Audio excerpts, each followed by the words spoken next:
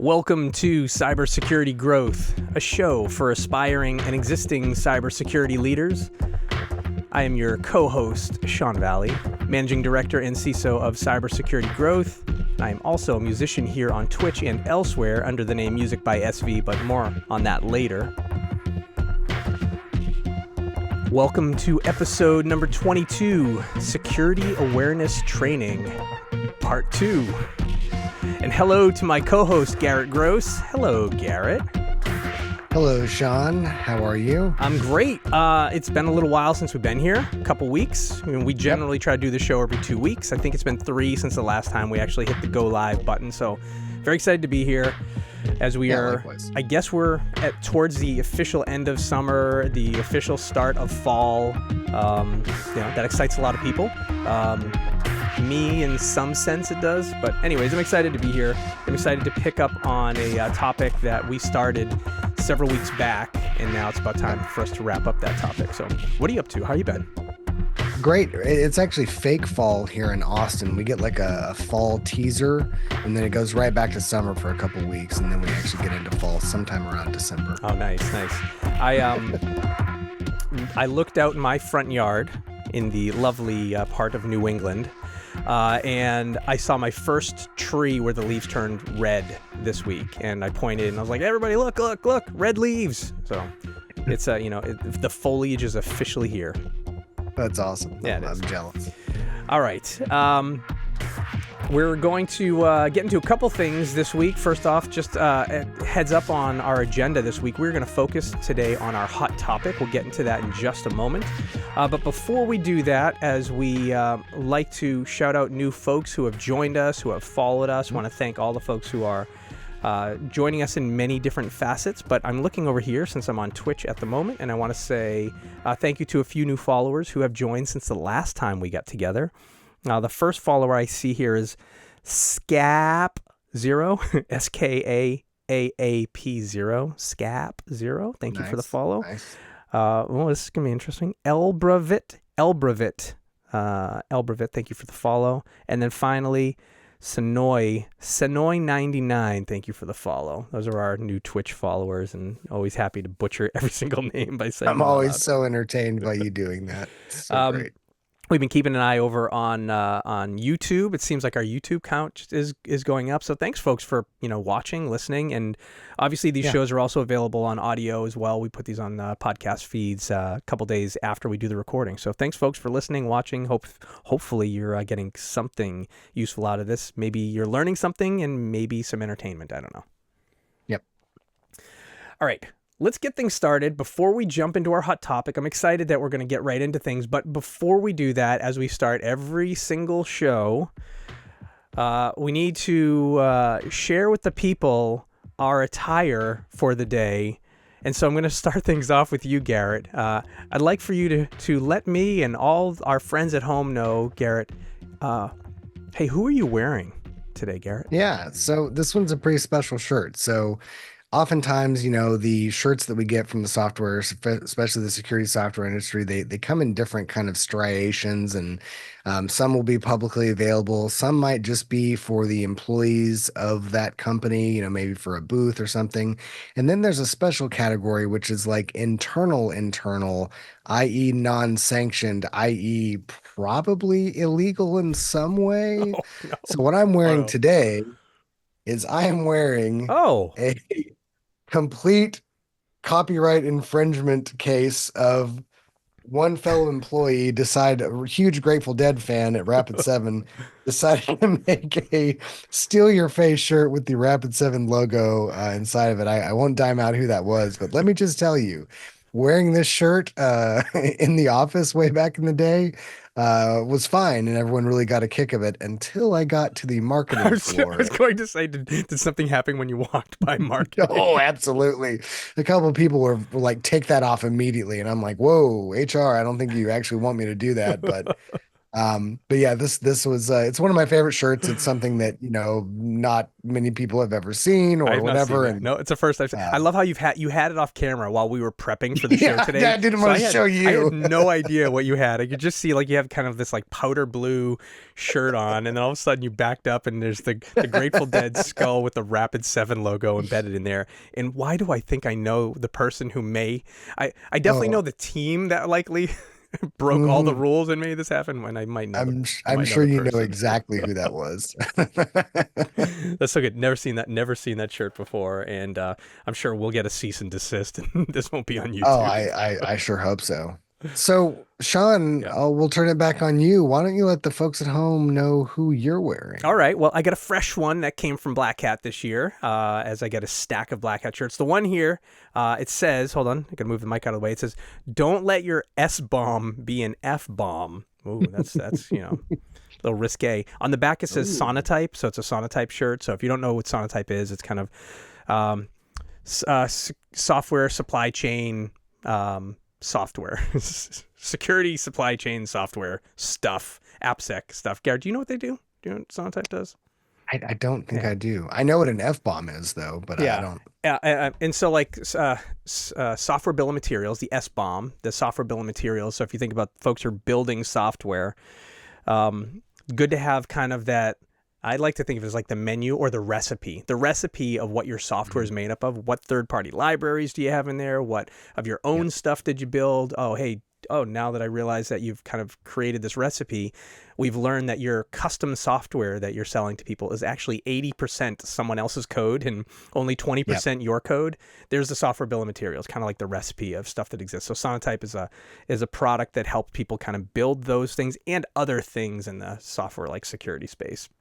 And I feel like the S-bomb has kind of come back into, favor. Like a lot of people are advocating for that again, because that was the thing that we saw, I don't know, 5, 7 years ago was a huge, thrust of including an S-bomb. But yeah, now we see that again. And if folks don't know what an F-bomb is, I don't think we have the ability to dump audio or bleep live. So just look that up on the internet if you're I'm sure unfamiliar they with know. I'm sure with they an know. F-bomb. I feel like when I started learning about S bombs, I think it's just grown since then because now compliance folks, auditor folks want to see your S bombs. If you're a That's right. software development, if you create a piece of software and sell it to people, you're like your big customers or your auditors want to want to see that you have these, that you're actually taking an inventory of your third party and your nth party libraries. Well, and you can draw a parallel to a lot of what we're seeing today, where folks are adding in AI functionality into their SaaS applications. We see that a lot as like a post processor of data. That's not necessarily an SBOM, but it's the same type of visibility or insight of like, I need to know what all types of utilities, data, integrations, things like that, that this software is going to touch. Because if you just look at a project management app and it's like, okay, well, that's going to handle, the information that I put into it, you may not understand that they actually do have a generative AI component that they added to it Right. when, everyone's added that kind of stuff. So that type of Yeah. visibility, I think, is still very, very relevant, very, very important. Yeah, I would say now more than ever, and tomorrow even more than today, right? I think we're using That's more right. and more of other folks' libraries. So, all right, That's that's right. who we're wearing. Now we know who we are wearing today. This is There wonderful. you go. All right, we're gonna dive into our hot topic today. I love this. Like we're Let's do it. getting right into it today. Yep. I'm excited about this. We started this topic a few weeks back. We actually started this before we both went to Black Hat. We started this topic, and we called it Security Awareness Training. And I'll recap before we dive into kind of the key pieces of today, right? When we got into this topic, we basically put together a handful of security topics that we both thought were important to us. And then we recognized, like, these are the things we want to educate our technical people around, our security people around, our business people around as well. And we got into the discussion. We started discussing these topics, and then we said, "Hey, we've gone for a while. Let's take a break, and we'll come back and finish this." So, Right. I'll start us off by just kind of recapping where we were, and then Garrett, maybe you can introduce the topics for today, and we'll get into the discussion if that sounds good. It sounds like a plan. All right. Yep. So, last time when we got together, we covered. We were thinking about employee training, employee security training, different types of security awareness training. We started covering some of the generalities of providing the awareness of security, the existence of security. Why does it need to exist? Kind of the generic areas of that. We then got let people know that you're out there, that we exist, right? That you exist, that we exist, right? So understand your existence. We get into password management. We get into things like MFA, single sign-on, password vault, just kind of educating people around the ideas of passwords. And if I think about our regular audience, like our regular audience here, the stuff we're covering, our regular audience says, oh, I know this stuff. And so our purpose for this was to get our regular audience, our security leaders, to be thinking of what are the things you can put into email communications out to all hands, or Slack messages or Teams messages out to your business folks. Like, what are some ideas that I might want to just have in the back of my mind, or maybe I create like a document of regular communications that I just want to share just to remind people, right? So we covered password management, something we all talk about here very often. We talked a little bit about incident response. What is incident response? How do you report an incident? What is incident response training and tabletop exercises? So we kind of covered a little bit of that. Again, things that our regular audience would know and understand. And having this conversation, the idea is like, okay, now we can build a list of topics we can share with the rest of the business.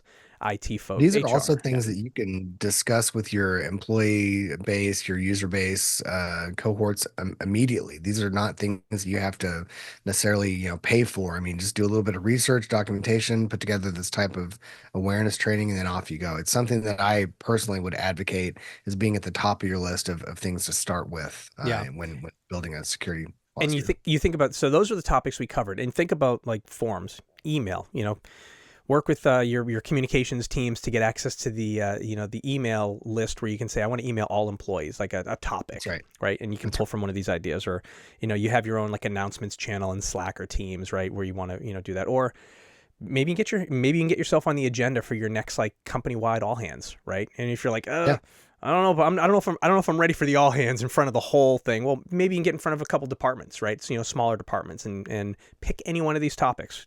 Let folks know you exist, educate them on a topic or two, and then kind of go about your business. I'd recommend teasing this type of stuff too if you're not comfortable, dedicating an entire session to that, saying, hey, listen, again, here's who I am. Here's what I do. These are the things that I'd like to educate you on. Here's a high level overview of those things. And hey, be on the lookout for a, optional lunch and learn that we'll do to discuss these other topics. I've seen a lot of success with that type of approach. Yeah. Okay. So that's what we covered last time. And then for your awareness, that is episode number 20 of our podcast. So if you want to go back and hear that whole show, just go back to episode 20, both audio and video formats out there to check out the details of all those areas we covered. Today, Garrett, let's talk about the agenda that we're going to continue on and wrap this section up.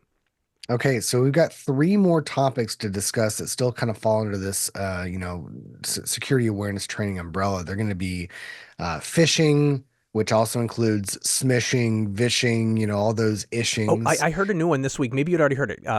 I saw it spelled several ways. It's QR code phishing, right? And so like I saw quishing, crishing. I saw this on a LinkedIn post with all these hashtags. I'm like, oh, I hate all of this. You're making this up.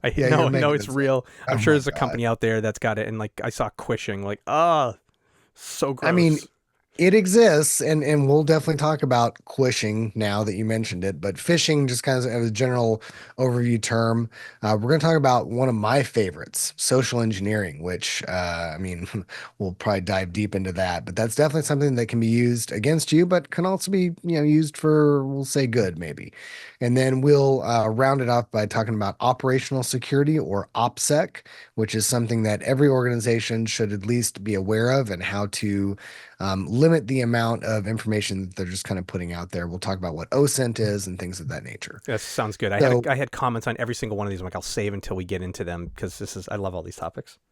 I mean, it's all, again, it's all stuff that you can discuss at a high level in great detail, and things that you don't need to purchase a product for necessarily. And with that being said, let's talk about phishing. So what is phishing?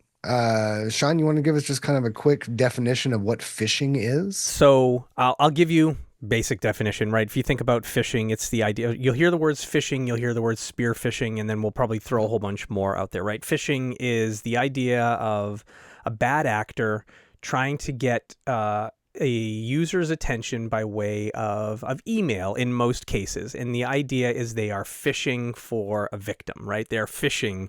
They're trying to catch a victim. And the idea is they're throwing out their lure. They're throwing out some bait and hoping someone will bite on it. So the term fish, I love the term phishing. I think it's funny how we change the spelling of it. But that's the idea of like has nothing to do with the jam band from Vermont, by the way. which I mean would also align with your shirt today, sort of. I know, right? They were like frenemies, weren't they? I don't know. I think so. I don't know. Now it's like Dave Matthews Band is taking over. I don't know if that's okay. I do know that Frank Zappa and the Grateful Dead didn't get along because Frank Zappa didn't like all of his band members hanging out with the Dead because they'd get them to all do drugs. But that's a whole nother podcast. We should get on that one soon too.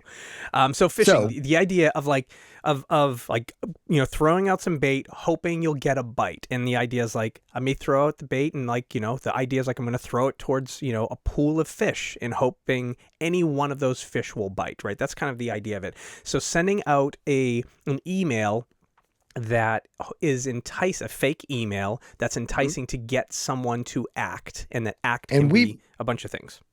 We've all gotten phishing emails, by the way. If you think about it, you've heard of the Nigerian prince scam. You've probably received emails, something like that. Hey, here's your, in fact, I got one the other day.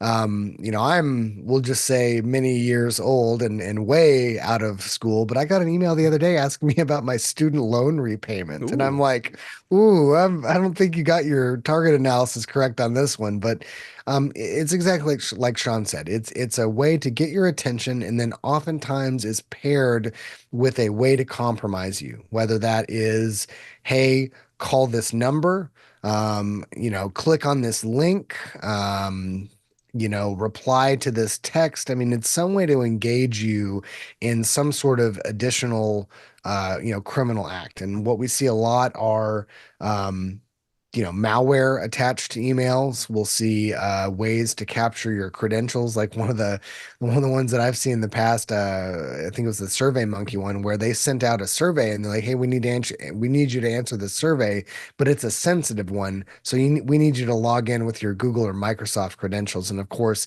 it was a fake login page or something like that to capture your information. And to me, that is the most common one that I see in my experience, like working with actual people, where I see is the most effective, which is a link that says something along those lines, like an easy one where it's like, I'm going to take you to a survey website that, you're like, I kind of trust surveys. I see these come out from time to time, but I don't really know them. I don't know them very well, but it's like, hey, you got to do a survey. Oh, I got to log in. Oh, that makes sense.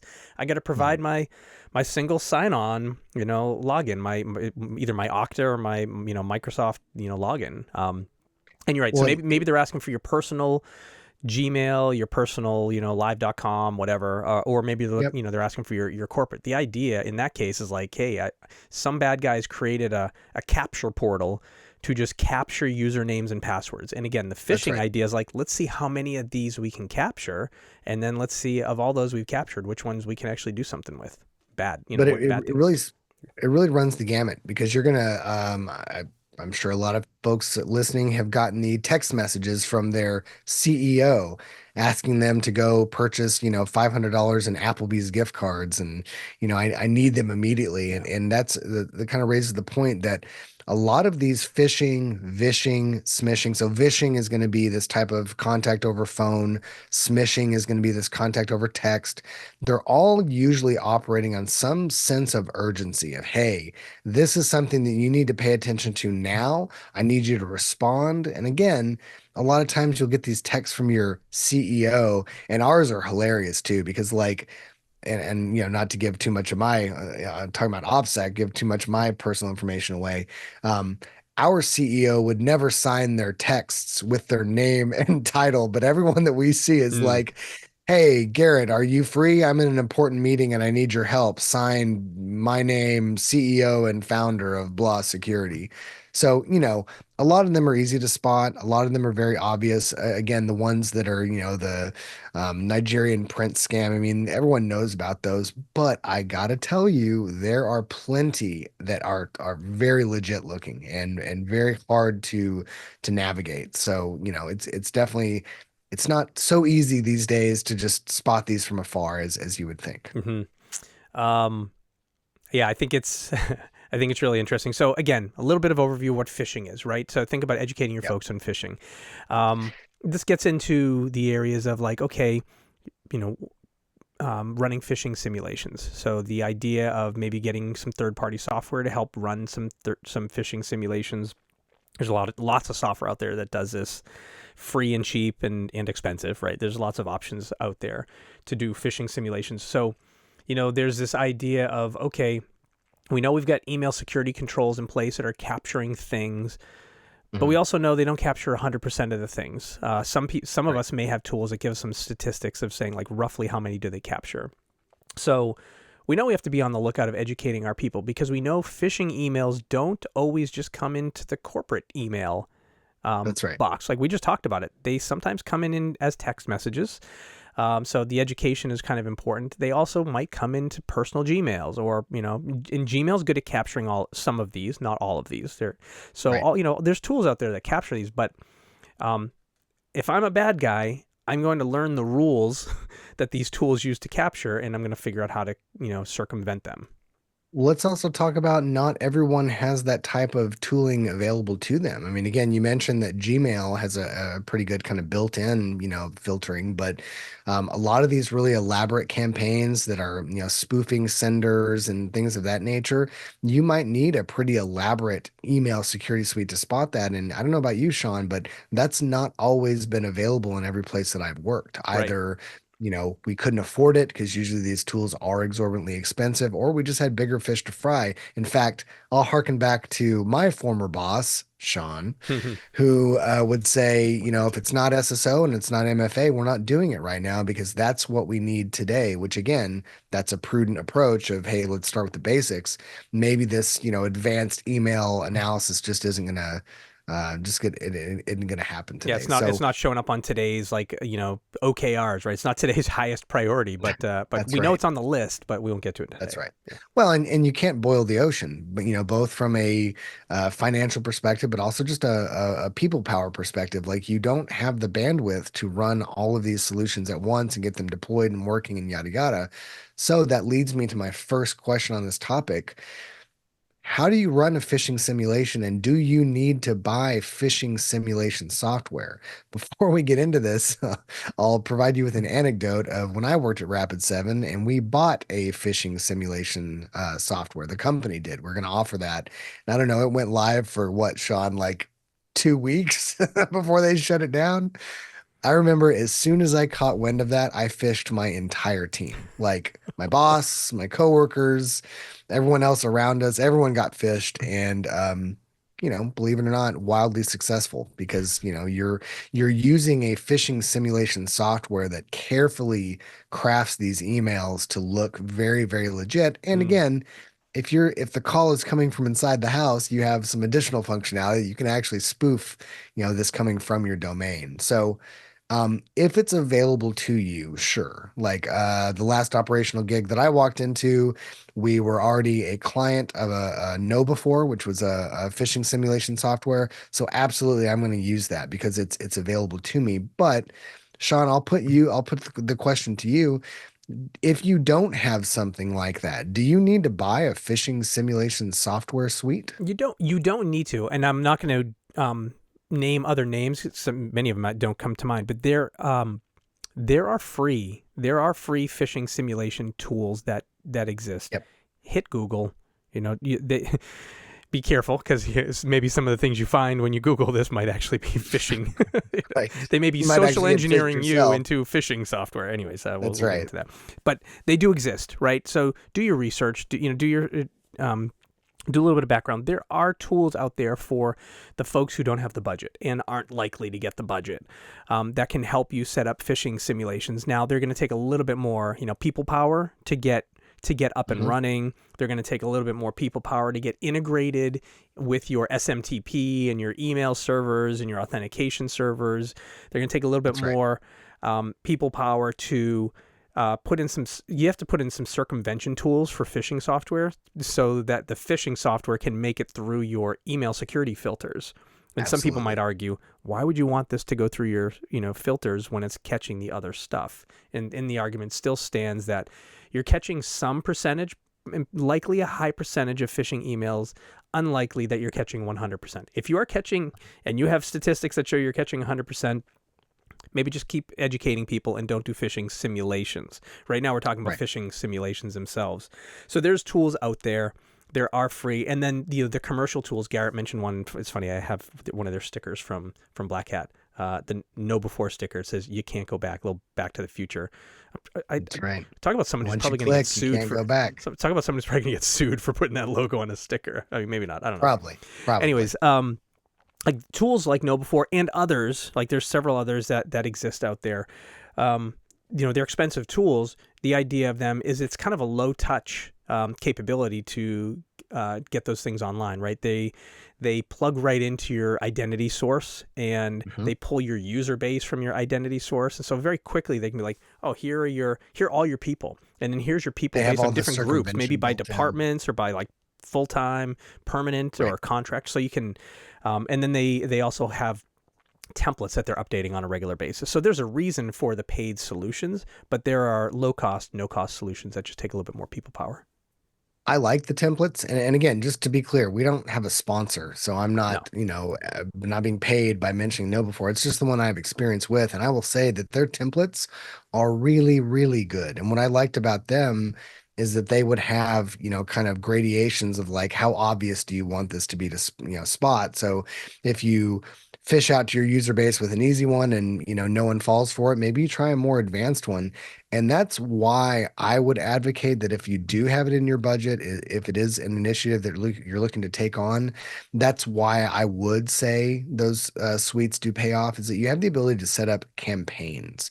Like Sean mentioned, it's going to pull in your user base, your different, OUs and containers of users within your org, and you can set up these campaigns to where, I mean, not only just from a getting the cat out of the bag, like you don't want to just fish everyone and have everyone know about it. You kind of want to do it in pockets.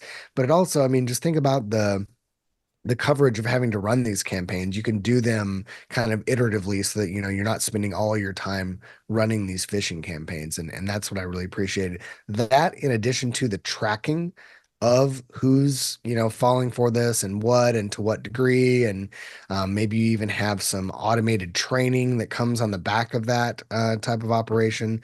That's why I would advocate. But just to be very clear, like Sean said, you can go on Google, you can go on YouTube, and you can learn how to create your own phishing campaigns, circumvention methods, ways to track that. I mean, like we would use something as simple as like Google Forms. If you even signed up for the Google form, well, you failed the phishing test because you clicked on a link that, maybe you weren't supposed to. Yeah. The metrics, the statistics that you were just talking about, having campaigns with some of these more paid solutions, like I currently am using like a commercial, paid phishing testing and training program.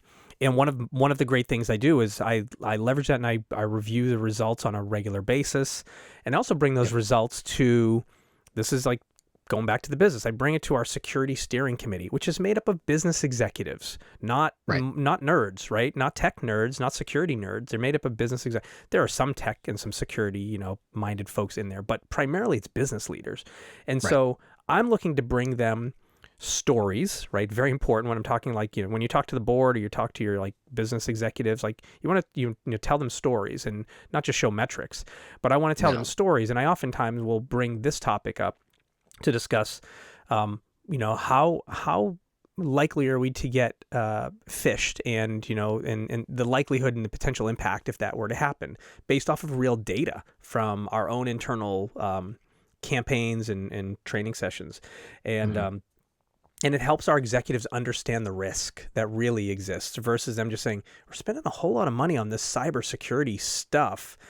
Like, what are we actually getting from it? So, having something that can get you those metrics too can be very valuable to help your business folks understand the value that these solutions are bringing too.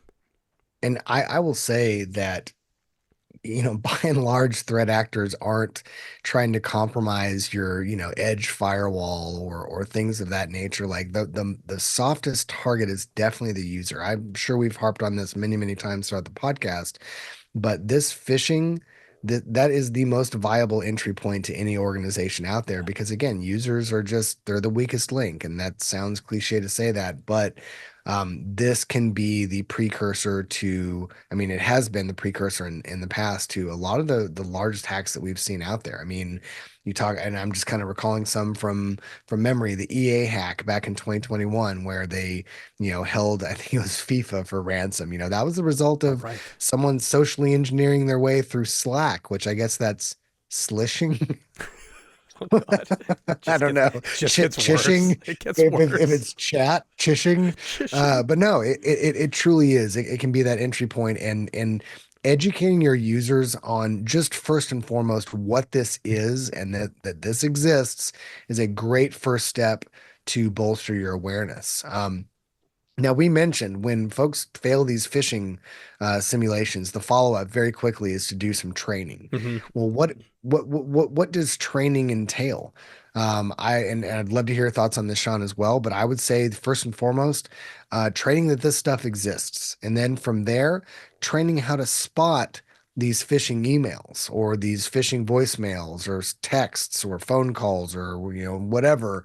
What does that look like? What are things to look out for? There are some very obvious things to look for, like, the from address, one of the most, and I cannot tell you from an offensive perspective how viable this is, like how often this works, but you just get a domain that kind of looks like a domain that everyone knows, like instead of, Microsoft, and they've already bought this probably 20 years ago, but instead of Microsoft.com, you've got rnmicrosoft.com to where it just kind of looks like an M. Just looking at that, looking at the full, copy, hovering over the from email address, that's a great way to spot this type of activity. Sean, what are some other things that folks want to look out for when we're viewing these phishing emails? Yeah, things to look out for, and things that are often that you'd want to put in your phishing training, right? Say That's right. someone's been phishing, you say, hey, here's a training course just to help you, spot the fish for the future, or if you're just adding this as part of your like regular security training campaigns. Things to look out for. I mean, I love the domain spoofing, right? The idea of like Microsoft is Microsoft, but it still looks like an M. That's a great one. And then folks who then just spoof a well-known username, your CEO's name, right, into Absolutely. the to field, so they could create any junk email, not even use a good spoofed domain, but they just put in your CEO's name, and of course your email client oftentimes just shows names until you That's right. click on it and look at the details or mouse over the name and look and say, wait, that's not our company domain. That's some junk Gmail where somebody so look at the name and then like mouse over the name. If something looks a little peculiar about the email, but I think back to where you started. The education starts with this stuff exists. Just be aware that this is real. It's not just something that's on the news. It does exist. It exists here. And then as we're, helping folks spot things, I think one of the number one things, and you touched on this, it's just such an important thing to come back to, is the idea of successful phishing emails have that sense of urgency. I need you to do this thing now. And That's right. Probably my number one thing from a training perspective is slow down. We are all going so fast. I have 500 unopened emails in my inbox right now. I know, Garrett, I always tell you about how many unopened emails I have, and it makes you shudder, right? Makes my skin crawl. And so, I get to a point, Fridays are a day where I'm like, okay, I'm going to blast through and get caught up. I move fast. Reminding ourselves, slow down, right? We always need to, we're always, moving fast. It's part of our business lives, and for many of us. But these phishing emails have this sense of urgency. So slow down. And then educating people on slow down. Look at that email. If that email is asking you to log into somewhere, if that email is saying, I need you to do this right now, if that email is giving you this sense of urgency, kind of like educate our brains a little bit to say, let me slow down and Yep. revisit this before I act on this thing, whether it's hit reply, whether it's open that PDF, whether it's click that link to a website that might take me to a login. So those are key things. Another big thing, which just so we can move on in this topic, is like mousing over the URLs before clicking on them. Absolutely. Now, that works in a lot of cases. It doesn't work in every case, but in a lot of cases, you can mouse over a URL and say, well, that URL doesn't take me to Microsoft.com like I thought it would. It's taking me to something else. Like I can mouse over it and see the URL, and it's different, right? So mousing over it, that's one way to detect things. And I think that's weird. It's taking me to mediafire.com to Yeah. download an executable. Boy, that's strange. Yeah. And if I think about, like, again, I'm educating my business users, so I'm not educating my tech team of, opening the file in a text editor and looking through the headers. We can go deeper, but that's not this audience that we're thinking about right here. Mousing over, slow down, look at the to field, look at the domain that it's from, mouse over a couple links. If they look legit, then okay, maybe I've slowed down. I've looked it over. Some of our email security tools, unfortunately, obfuscate the URLs these days, so it can make it difficult. So that's not always like a given. But anyways, those are a couple things that come to mind. And when in doubt, check it out. Like if there's a, hey, I need you to act on this immediately from your CEO, contact them over a different means. Contact them over directly to their email, and don't forward them the potentially phishing email that you just got sent, but say, hey, I just got this message. What is this? Or maybe you get a phishing email, or let's just say a mail from your bank that says, hey, you're you just charged $1,000. We need to verify this. Call your bank. Yeah. Whatever. I would just say verify it, because no one's going to get mad at you for verifying this. A lot of email suites have the report a phishing email type button or things of that nature. So again, coming from a security leader, I'm never going to get mad at you for asking for verification on stuff like that. I'm way more paranoid than you ever will be, so don't worry about that. All right, let's finish. Let's be done with phishing. Just thinking about our time. Good topic. We're going to move on. So the next topic we'll actually breeze through, because I just kind of wanted to touch on what this is. Social engineering. Phishing is a type of social engineering. It is a way to get people to do things that you want them to do. Typically, when we talk about social engineering, these are going to be phone calls, these are going to be chats, these are going to be live interactions where I'm trying to get you to do things. And again, very similar to phishing, there's going to be a sense of urgency. We're going to, play on your weaknesses. We see social engineering as the initial access to most of our breaches that we see today. So again, we don't have to spend a ton of time on social engineering other than knowing that it exists and what to look out for. That's a hard one to train against, because again, we're all just humans that are driven by emotions, and sometimes you can get the best of us. Yeah, you can even, I think about social engineering. When we did our episode a few episodes back on the Verizon data breach report, the DBER, social engineering and phishing are two of the top things that that are getting people, right? That are catching people and getting them in trouble, causing data breaches. So you can go back and kind of look at some of the details from the Verizon DBER to help pull for your kind of, again, social engineering education. And for you gatekeepers out there, the folks that are on the front lines of maybe IT operations or tech support, or some gatekeeper type fashion, maybe even you're an executive admin who's gatekeeping access to an executive or something like that.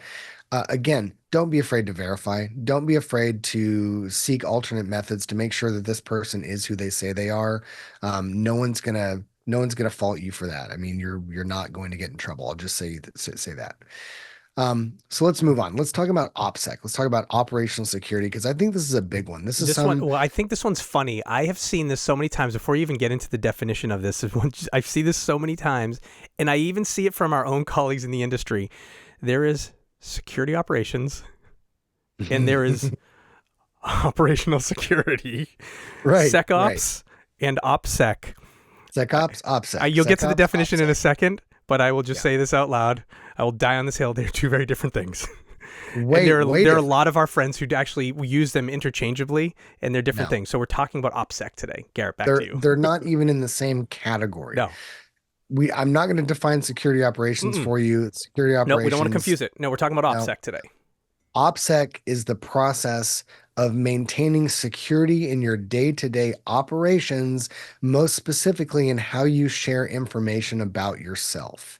Now, what I'm talking about are things like, um, oh God, the one that I see time and time again that just kills me is people who start a new job on LinkedIn. They'll snap a pic of all the new swag that they got, and sometimes that includes their badge, their access credentials that get them into a building. And sometimes we've seen this include like the scan codes, barcode. They're not barcodes anymore, but they're very Mm. complex codes.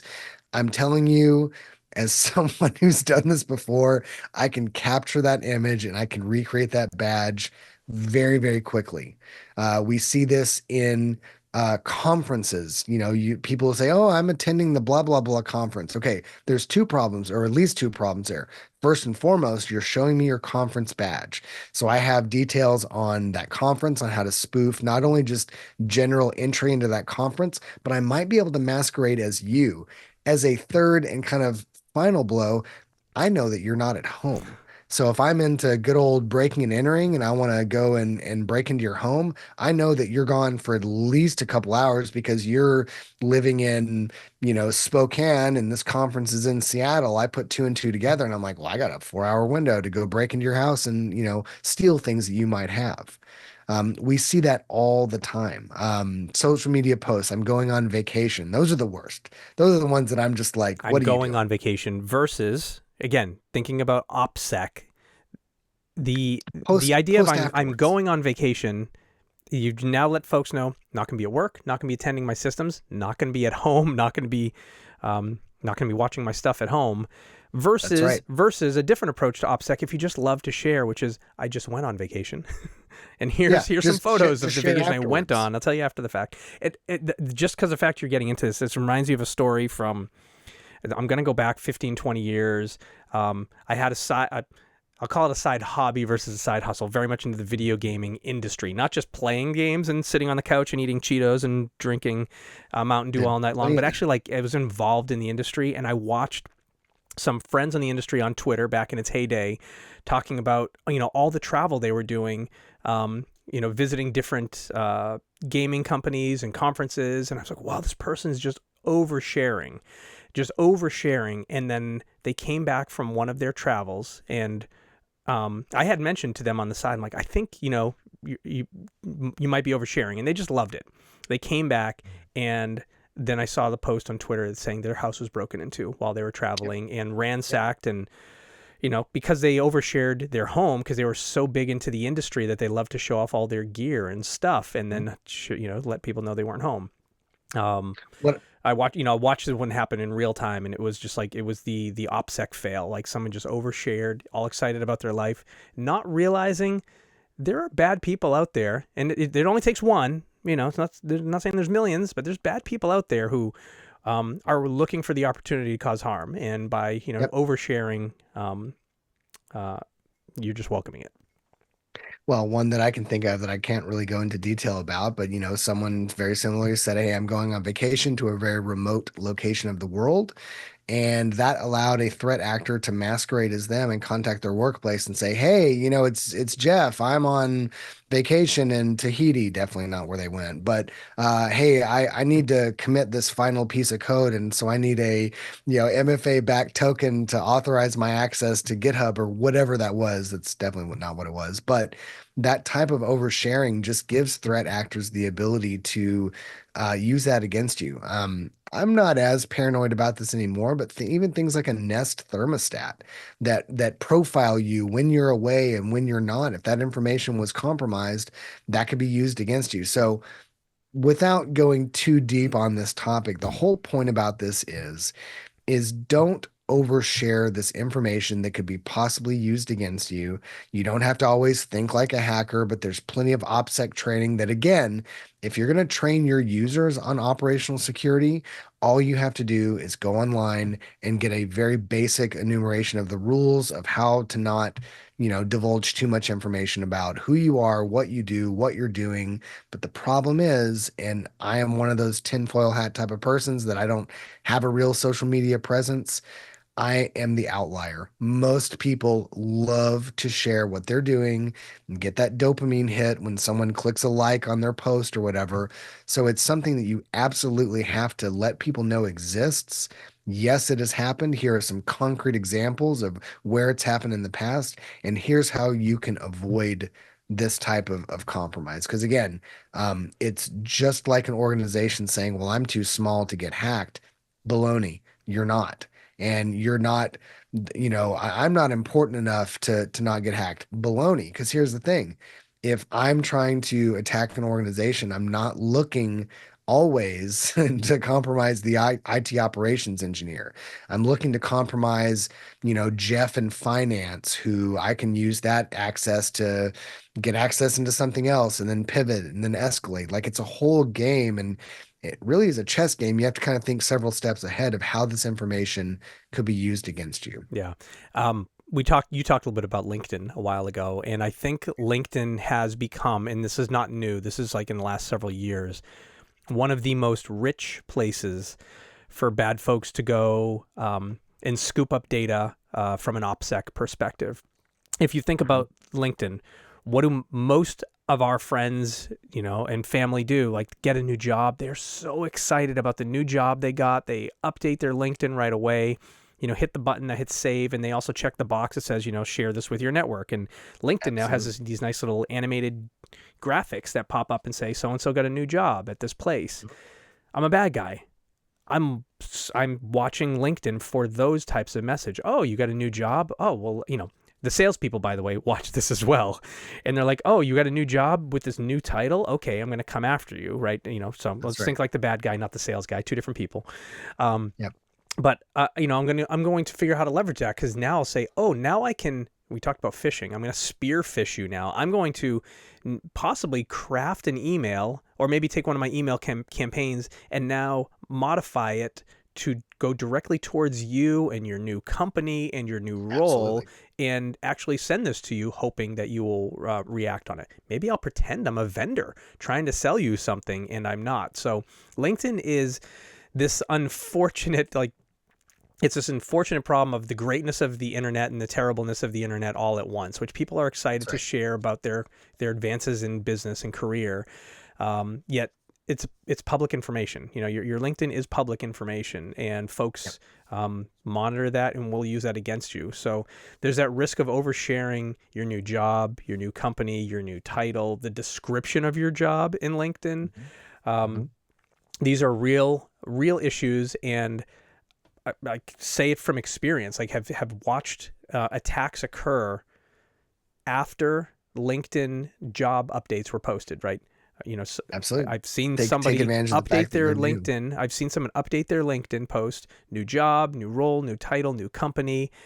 And I have watched security incidents occur soon after that happening that very likely attributed to the fact that the LinkedIn was updated, because, bad actor found a way into their work environment, and targeted that person's area, against kind of spearphished. So these are very, very real, and it's a challenge, because our folks want to, but educating our folks on OPSEC, educating our folks on the risks of sharing publicly on, I say LinkedIn, we can say Facebook, we can say Twitter, we can say TikTok, we can say anything, but that realization. And we talked about this in the previous show, but OPSEC also includes password management. Don't use Hunter2 as your password for everything out there. Like that's another way. So this kind of delves into or provides a quick motion into security of your devices. So I don't know if anyone's ever played the donut game at their place of work, but you don't leave your computer unlocked. If you're on my security team and you leave your computer unlocked, the first thing I'm going to do is I'm going to go to your computer. I'm going to find your instant messenger program, because everyone has a corporate Slack, Teams, whatever, and I'm going to let everyone know, hey, I'm bringing in donuts tomorrow. Everyone gets donuts. That is a very low cost, usually, way to get people to stop leaving their machines unlocked. Now, you can, of course, do this from a policy perspective. You can mandate that, your machine auto locks after a minute of inactivity, but a minute is all it takes. So We talk about device security in the workplace. That is something that, as an attacker, I would absolutely be on the lookout for. Yep. People that leave their workstations, their laptops. It doesn't really happen on their phone anymore because people usually take their phones with them, but desktops and laptops, leave those open. That is definitely something to educate people against. And again, your mileage may vary, but I like to do the donut game for anyone that does that, because you quickly learn that you don't want to be the person who has to bring in donuts and or kolaches if I'm feeling, extra saucy. Bring those in the next day. I don't know what a The other thing kolache that is, I'll by the way. I have no idea what that is. You don't know what a kolache is. Not a clue. So, oh boy, we could do a whole show on kolaches and kalobsnicks, but we just don't have it. It's a Czech treat. There's pastries with meat and fruit inside, and they're just wonderful. And here's the deal. I hope that someone leaves their computer unlocked so that I can get someone to bring in those tasty treats the next morning. So use that.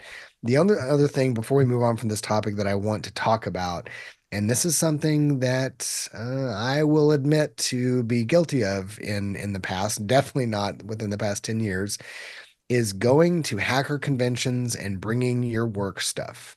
I almost said a dirty word, but bringing your work laptop, accessing your work infrastructure from these hacker cons. I can tell you with certainty that there are, we'll just say, folks that are doing some good old research and development that will absolutely try to compromise you if you're doing those things. So like joining a CTF with your work laptop, or you are the flag.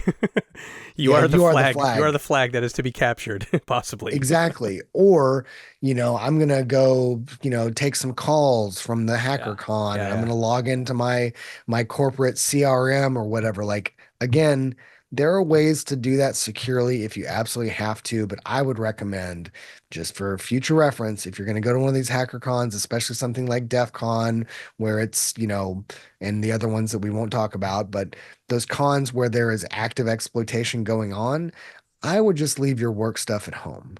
And if you absolutely have to bring your work equipment, don't actually take it into the lion's den where, the CTFs are happening, and you can join these, rogue Wi-Fi access points and things of that nature. Because again, without, throwing the gauntlet down, those attackers are most likely way more savvy than you are at these types of attacks, and they're going to be able to compromise you a lot faster than you'll be able to safeguard against that. So I would just recommend leaving the work stuff at home if you're gonna go to these hacker cons in the future. All right, I think we've covered a lot today.